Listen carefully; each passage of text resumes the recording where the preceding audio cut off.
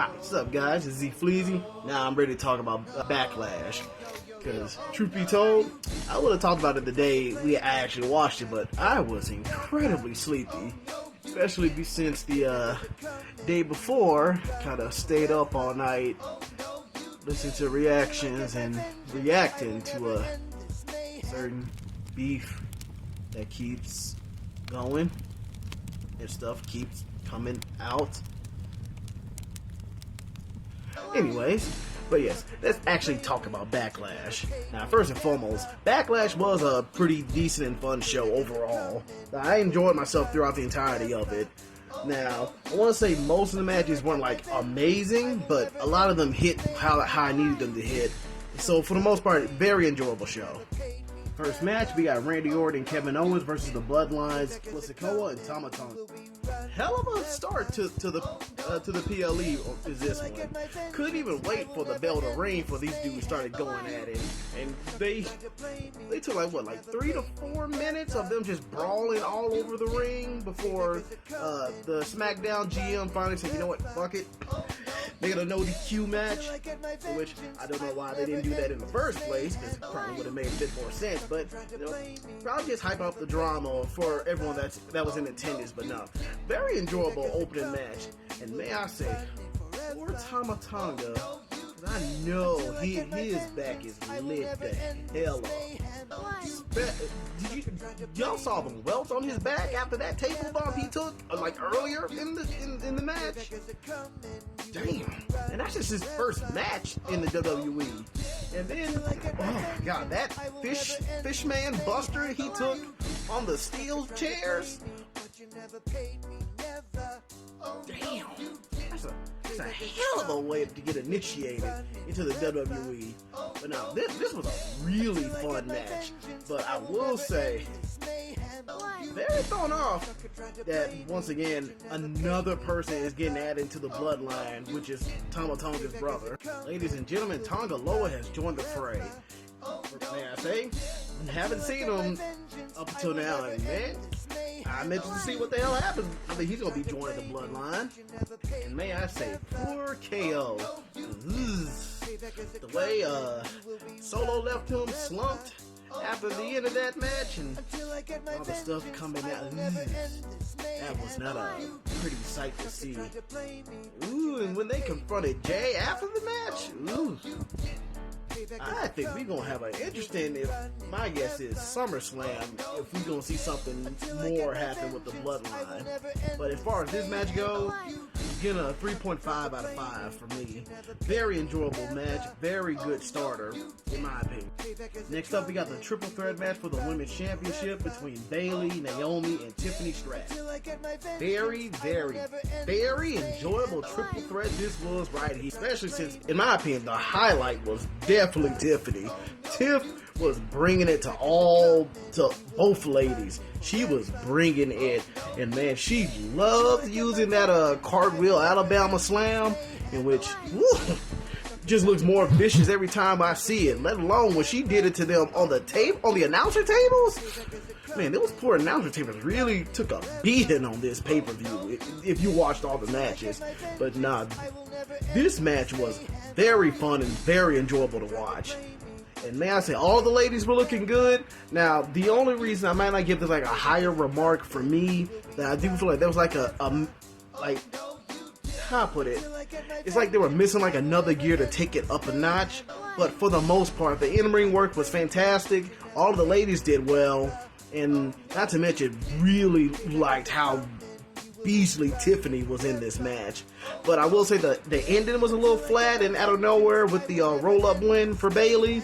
I wish Bayley got more like a definitive win to make her feel a bit stronger as a champion. But otherwise, no, this was a very enjoyable match, and I can't wait to see what else they're going to do with these ladies, and especially Tiffany, because if you ask me, she's definitely a shoo-in to either be Queen of the Ring or Money in the Bank sooner or later. Otherwise, this match in particular is getting a 3.5 out of 5 from me. Very enjoyable, very solid, good in work, in my opinion. So these ladies are doing great. I can't wait to see more from these three.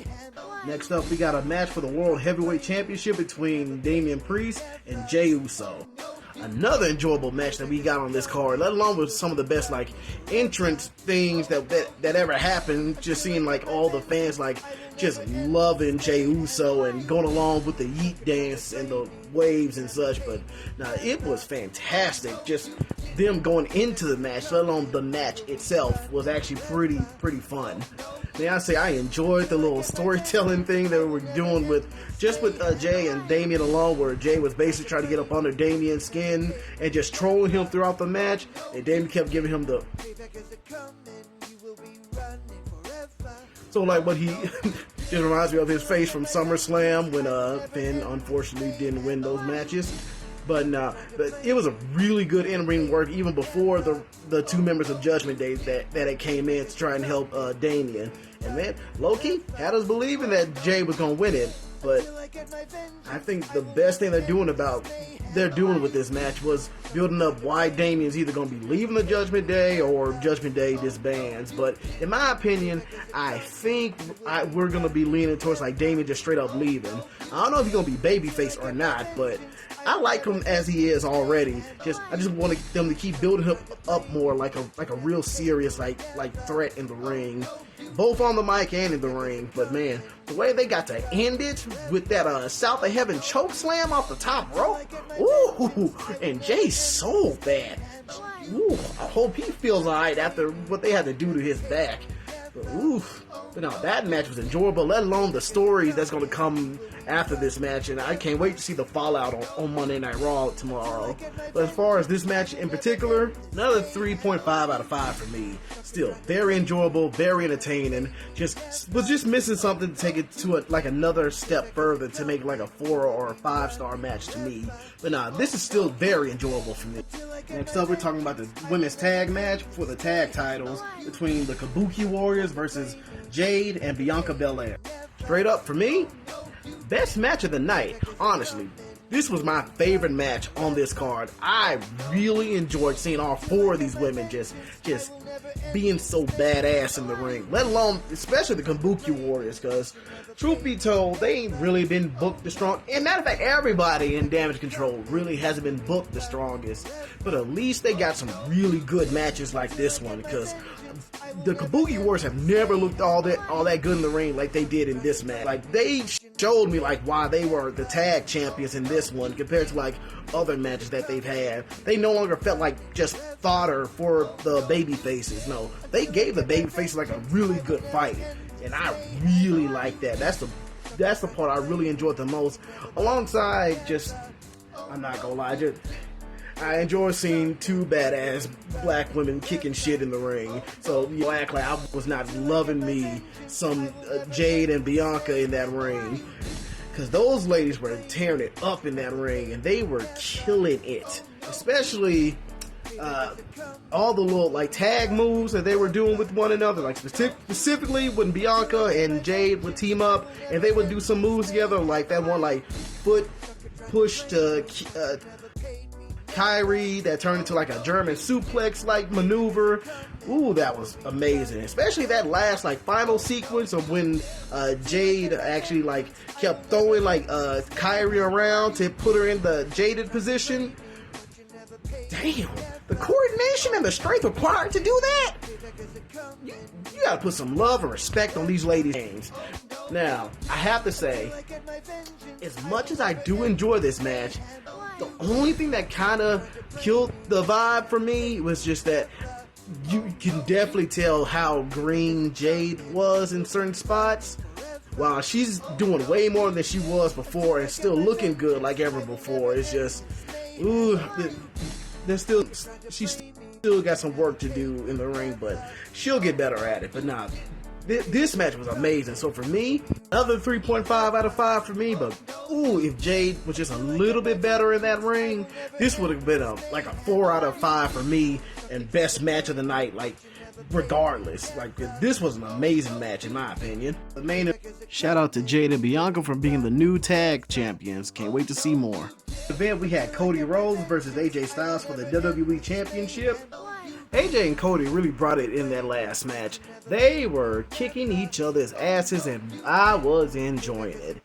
Now, yes, the in-ring work was fantastic and the storytelling they were telling with one another was pretty good. Especially how aggressive Cody was getting throughout the entirety of that match. Especially love that bit where he does the whole little Stardust thing and just does it right in front of AJ, and AJ just looks at him, he's just like,